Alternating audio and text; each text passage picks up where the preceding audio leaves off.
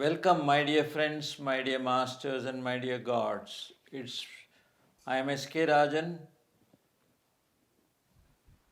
Vice Chairman, Indian Federation of Spiritual Scientists, addressing you from the Pyramid Valley International for this great wisdom, the magnificent spiritual wisdom to be given to us through the book Thinking and Destiny by Harold Baldwin Percival.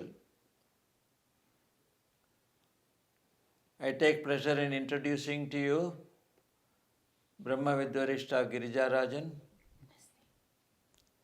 and psychologist, past life regression therapist, and tarot card reader Purnima. And these two people will be offering the comments as we read the book Thinking and Destiny. This book is a remarkable and complete exposition of and the origin and development of the universe. We are also able to understand through this book the source, purpose, and ultimate destination of the human. This knowledge is important to us because it will enable us to know the purpose of our lives. And this again is significant because as our existence is made more comprehensible and meaningful, the desire to transform our lives is also awakened in the process of reading. So this great author assures us that as we read this book and understand the wisdom that is given to him by the astral masters, as we begin to know this and understand it and take it into our system, we become more and more enlightened. And by the time the book has been completely read, we would have almost got enlightened. So with these words, I start on a subject which is very important, not only for this great author who says thinking is important and thinking gives us the best destiny. It takes you to the best destiny possible if you do and regulate your thinking properly.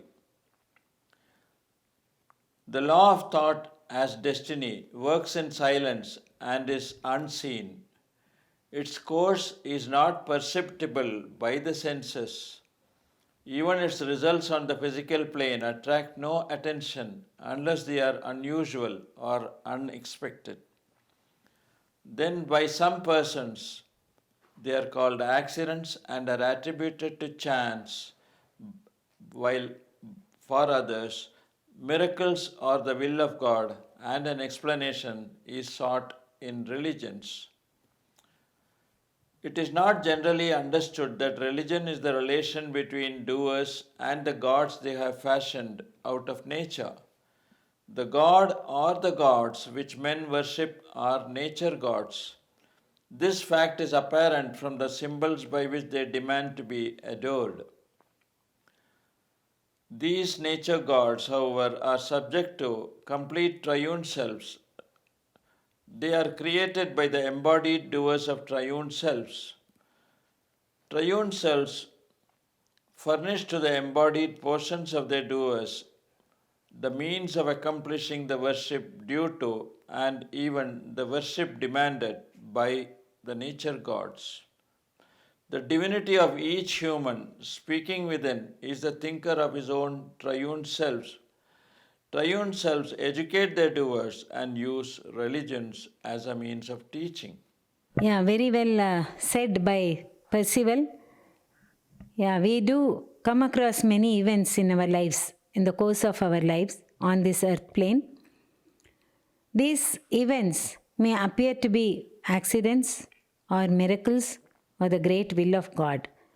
This God they mean is some God that they have created out of their imagination. The triune selves, one part of it come into the body that is called as the doer by Percival. And that doer, he helps people to believe in God, and that God is made out of nature. And that God lives because of the faith that man has in the God. Yes, there is some power in that God, but until he realizes that the doer is a part of the triune self, until that time, this faith in the exterior God will always be there. And definitely, he will seek the help of such gods. He will seek the mercy of such gods. And it appears as if the gods give him security and wealth, health, everything. So for a period it is okay. But once he realizes himself, then the whole thing is gone by and he comes to another understanding. Till then, this religion is very essential because it will teach him something about the life of which he has to lead in this whole earth plane existence. So every existence is he has to come to know about this, and definitely religion helps in making people come to a sort of order, come to some sort of understanding. And for that, the religion needs a God and a symbol also, for that matter. So by worship, these gods are adored and developed, and then they get some powers. They give back to the man who has created that powers are given, and because of that, certain good things also happen, no doubt. But that is all not the end of it. One should have knowledge from the knower part of the triune self.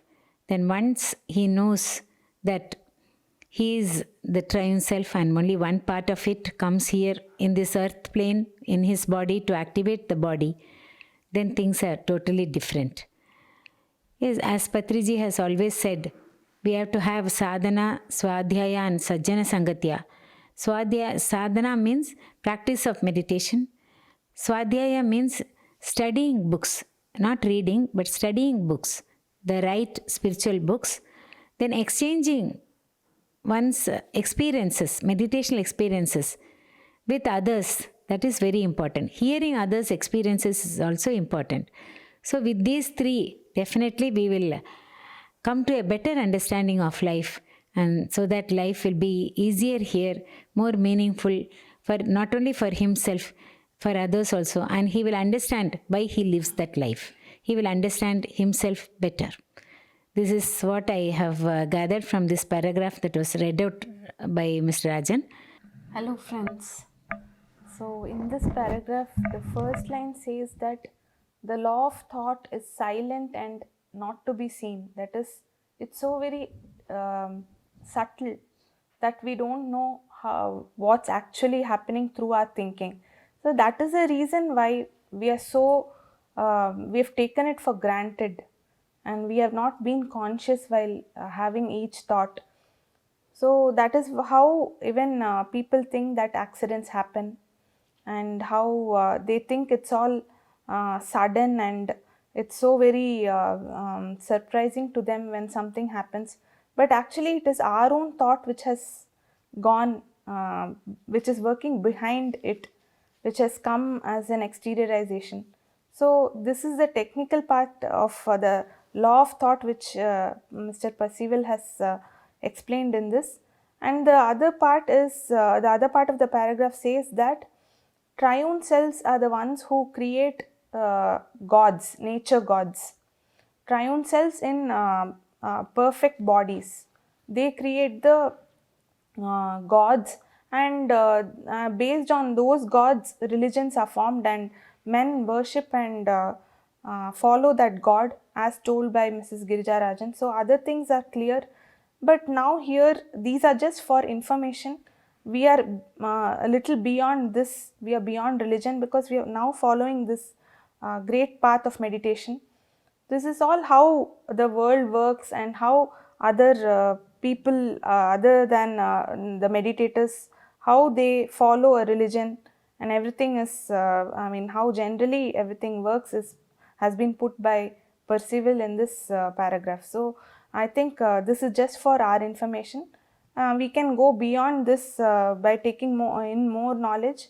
I think we can go on to the next paragraph. Thus, the doer in a human body is allowed to consider a personal God as its creator and source of power, and as the administrator of justice according to a moral code.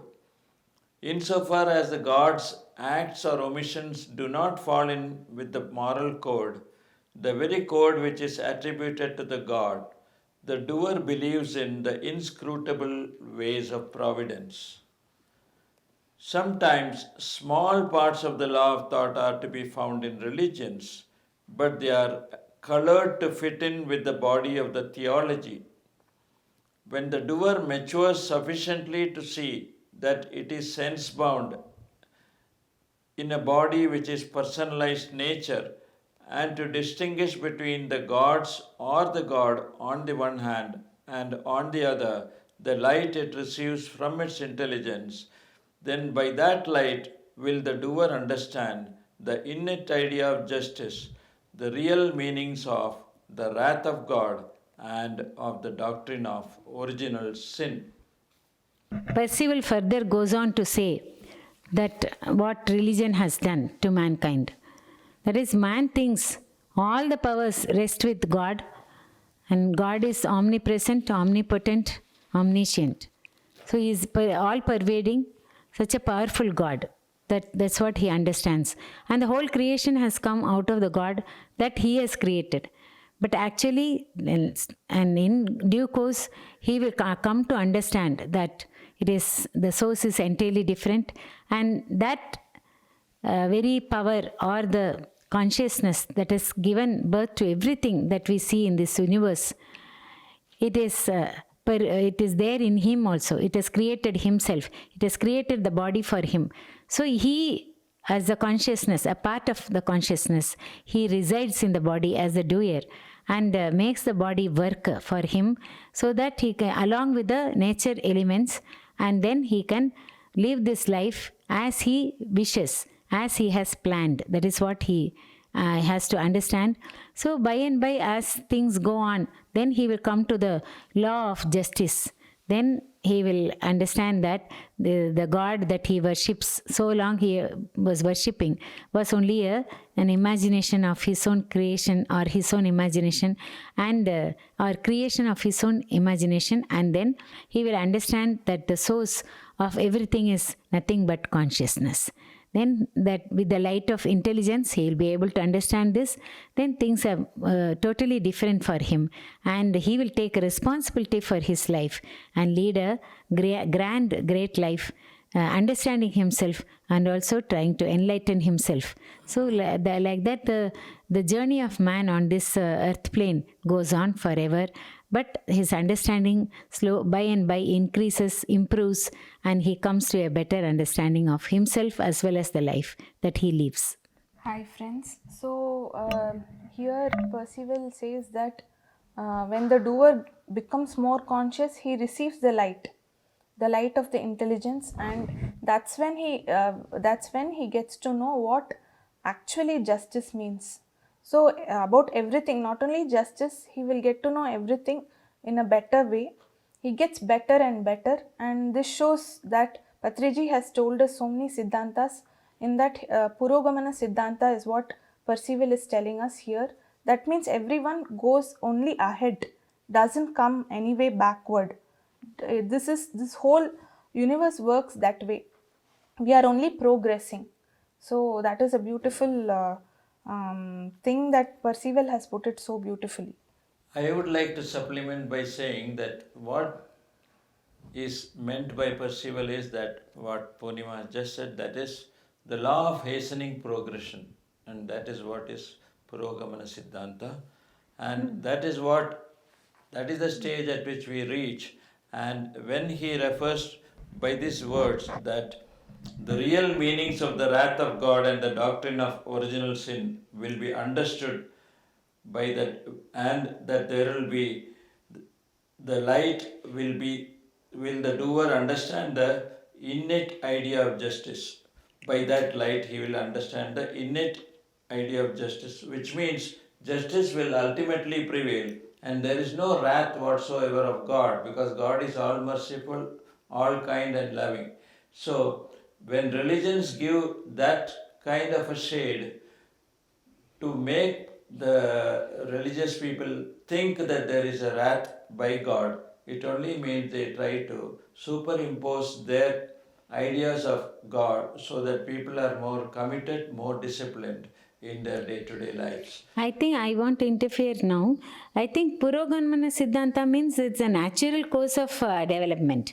Everyone evolves naturally. That is how the whole creation is. It doesn't it doesn't indicate that there is a hastening of progress. No, hastening of evolution is done through yoga. Yoga Marga, Yoga Siddhanta. That is the hastening of development. So that involves practice of meditation, reading right spiritual books or studying right spiritual books, and hearing others' experiences. All these things put together, yes, they hasten the development of an individual. It is not Puroganama Siddhanta means it will take its own course, its own time, and yes, man will only progress. He will not come down, or he'll not be depromoted, but he will be only promoted. That is what is indicated by Purogamana Siddhanta. I think Yoga Siddhanta means hastening. There only comes the hastening of progress. Here, what I would like to add is whether a person is in Yoga Marga or not, there is progression that is happening. So Yoga Siddhanta only adds on to your progression, and that's what law of hastening progression means here. Now we consider how the thoughts are generated, and that thought is a being. Thoughts are generated and must be balanced through the action of the mind and desire concerning objects of nature. By mind is meant that which uses the conscious light of an intelligence loaned to its triune self. Actually, there are three minds that are available to the human. That is, three channels along which that light flows. There is the body mind, which operates through the senses concerning all things pertaining to nature. Then there is the feeling mind, which is concerned with sentiments and feelings. And there is the desire mind, which has to do with action and with desires. Besides these, there are four minds that are used by the reason and the rightness of the thinker, and by the I-ness and the selfness of the knower of the triune self. But these four minds are not available to the doer. Very beautifully put by Percival, sir. Excellent thinking. That is, he says that there are 7 minds for a human being. We think there is only one mind, or 3 parts of a mind, that is unconscious, conscious, and superconscious. But it is not so. He says there is a mind which is fully attached to the physical body of the physical world. So this mind acts only through the senses, and it reveals all those things that it gets through the senses. So that is the physical mind. Then there is the desire mind, and the all the 3 triune self, all the 3 parts of the consciousness, that is their triune selves, the doer, the thinker, and the knower, they have got 2 minds each. So the doer has got 2 minds, that is desire and feelings. Through feelings he feels, he has got all the emotions through that, and then the desire mind, which acts upon everything, because it has got driven by desire. So there is a thinker mind. Thinker has got the reason, the rightness and the reason. So that part is those 2 are minds of the thinker, through which it acts, it works. Then the knower it has got the I-ness and the selfness. I-ness means the identity of that person. You develop an identity, and selfness means all that is pervading here, that is prevailing here. So that is the selfness. So in these 7 minds only man has to work his life through. So first is the physical mind, then the desire and the feeling mind of the doer, the rightness and the reason of the thinker, and the I-ness and selfness of the knower. So like this 7 minds are there. So let us all go through one by one. As he develops this, he will be explaining more about this. So, friends, here Percival says that he's broadly classified 3 minds, that is the body mind, the desire mind, and the feeling mind. So, I think most of the other parts have been told by Mrs. Girijarajan. We'll move on to the next next part to see what's there in each of these things. Thinking is the steady holding of the conscious light within on the subject of thinking. Because the functions of the knower, the thinker, and the doer are to think, the I-ness of the knower thinks as identity, and the selfness thinks as knowledge. The rightness of the thinker thinks as law, and the reason thinks as justice. The feeling of the doer should think as beauty, and the desire should think as power. So Percival further goes on to say the duties of these minds, how they should function. That is, the feeling mind should also see the beauty of everything, and the desire mind should understand its own power. For all these minds, all the 7 minds, there is this light of intelligence. Light is thrown on this, then only they can function. So the functions are not only feelings, but also the beauty. The beauty has to be understood through that mind only. So the feeling mind, it has to do its part. The physical mind, of course, it does its part. And sometimes the physical mind also controls the other minds. That is another chapter by itself. But here the feeling mind has to really understand the beauty. Then the desire mind has to know that it has got all the powers. Through desires, it can achieve so many things. So that part it should understand. Then it should think in that way, only with the light of intelligence. So, friends, other parts, I think it's clearly given in that, and I think we'll move on to reading that and knowing that properly, because we need to reread every part of what was given in the knower part and the thinker part.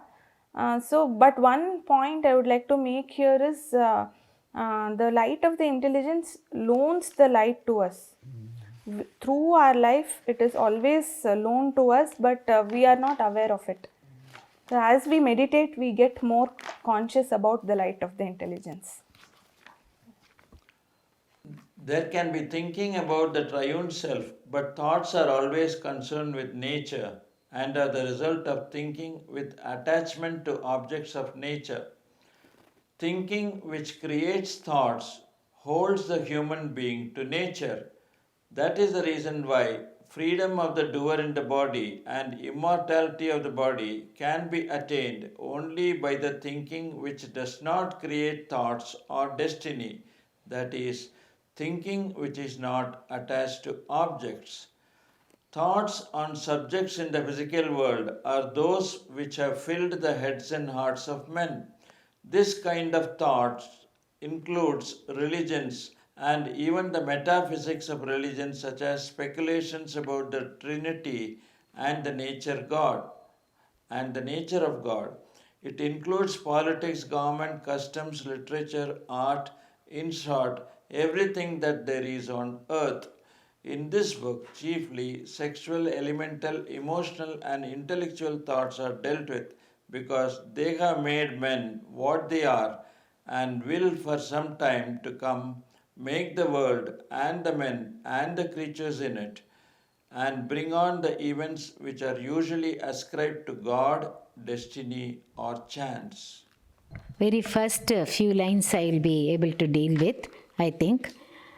That is the minds, all these 7 minds, is definitely they are given a lot of light, thrown lot of light the light from the light of intelligence, that it borrows, all the minds borrow that light, and that is how they can understand through thinking what their duties are, how they should perform. That is, the doer in the body will finally understand what he has to think, what not, and what not.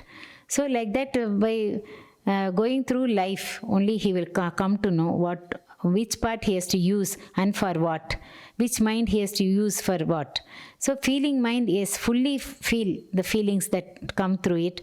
Then also understand there is beauty, that there is beauty everywhere, and see the beauty in everything. That is also very important. It is the lesson for the doer in the body. Through these minds, what all he can get. Yeah, and it is the thinker there in other worlds.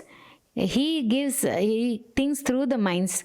That is the rightness and the reason. That is, rightness means the right or wrong in everything. That is, he is able to discriminate between the right and wrong. That is the law. But the reason is giving justice. So there are two minds in every part of the consciousness, and finally the I-ness and selfness, that those two are the two minds of the knower. So through I-ness, there is that he definitely knows that he is in certain ways he is different from the others, and so he has got his own identity. And these are all known through the doer only in the body. So, and the other part is the selfness. That is, there is some power that is all pervading the consciousness that is there. That is what he means by self, that is known by the knower. So all these things put together make a great mind through which the doer has to work in the body. And yes, so many thoughts are there for the doer. So many departments are there. So friends, here he says that thinker mind is the most important part, because here, even for conscious immortality, the thinker part is the most important, is what he says. To retain the body, to replenish the body and keep it in a perfect state, the thinker plays a very important role, is what he says. So ultimately, about everything what I got was, the message I got was, just by our thinking we can definitely go up to the body level, to any part we can deal with just by thinking properly. Most men and women are merely doers whose feeling and desire are ruled by sensations, who refuse to be ruled by the thinker and knower parts of the triune self. A thought is a being, it has a system, though only a rudimentary one. The system is made up of light of the intelligence, which represents some of the faculties of the intelligence of the intelligence, of projections from the doer, thinker, and the knower, and of units from the four elements of nature. It is made up of and clothed in all the grades of nature matter in varying proportions. A thought has no size in the physical sense, but it is vast as compared to the physical acts and objects into which it is later precipitated. When we come to the word thought, then it appears very small. But thought itself is so very huge, because it connects to another thought, it goes on like that. So when we have got some attachment to the object about which we are thinking, then it results in some destiny. That is what Percival says. So we have to think a thought, we have to only hold a thought that will not give rise to another thought. That is, there should not be any attachment.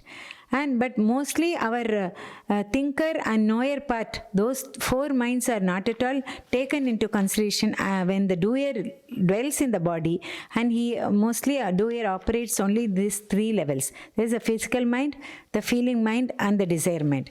These three areas only are dealt with, and the knower and thinker or not at all coming in between. So when the light of intelligence is thrown to all these things, then only the doer comes to know, to realize, and he becomes conscious of the other two parts. Then with the flow of intelligence, he comes to know so many things.